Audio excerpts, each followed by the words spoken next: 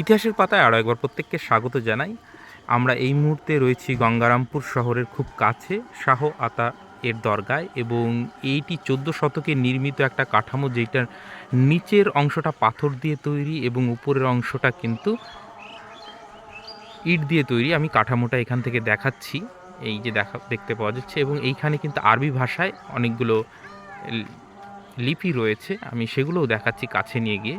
এটা সামনে থেকে দেখলে অনেকটা এই রকমটা কাঠামোটা, এবং এর নিচের অংশটা যেরকমটা বললাম আমি পাথর দিয়ে তৈরি, এবং উপরের অংশটা কিন্তু ইট দ্বারা নির্মিত। এবং এই যে এইখানটায় দেখাচ্ছি, এটি কিন্তু আরবি ভাষায় লেখা, এবং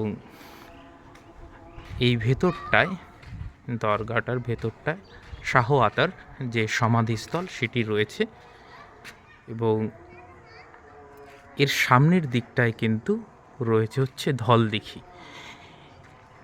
অনেক বিতর্ক রয়েছে এটা নিয়ে, এবং এখানে একটা সুড়ঙ্গ রয়েছে যেটা হচ্ছে বানগড়কে কানেক্ট করে। সুড়ঙ্গটা আপনাদেরকে আমি দেখাচ্ছি। এই যে একটা ধলদিঘি, আপনারা যদি পাল আমলের সময়কার কথা জানেন তাহলে এই অঞ্চলে প্রচুর দিঘি পাবেন। মহিপাল দিঘি, তারপরে ধলদিঘি, কালদিঘি, তপন দিঘি, এগুলো মনে করা হয় পাল আমলে তৈরি। কিন্তু পরবর্তী সময় ইখতিয়ার উদ্দিন মোহাম্মদ বিন বখতিয়ার খলজি আসার পর যখন মুসলিম শাসন বাংলায় প্রতিষ্ঠিত হলো, তখন আপনারা জানেন যে এই জায়গাগুলো কিন্তু মানে মুসলিম শাসনের অধীনে চলে যায়।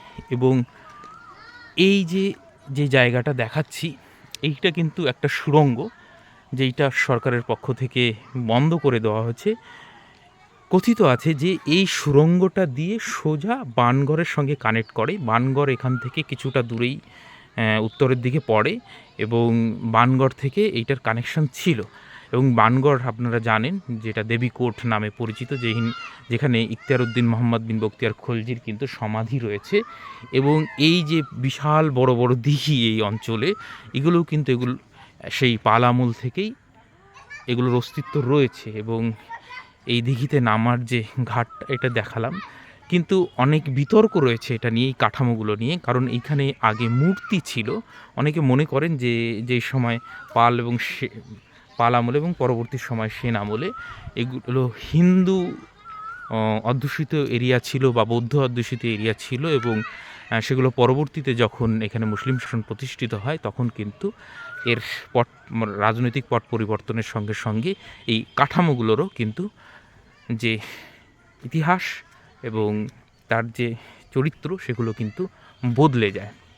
এখানটাও দেখতে পাবেন যে আরবি ভাষায় একটা কিন্তু ফলক উৎকীর্ণ করা হয়েছে, এবং প্রায় ধ্বংসপ্রাপ্ত, খুব একটা সংরক্ষণের ব্যবস্থা নেই এখানে, বুঝতেই পারছেন।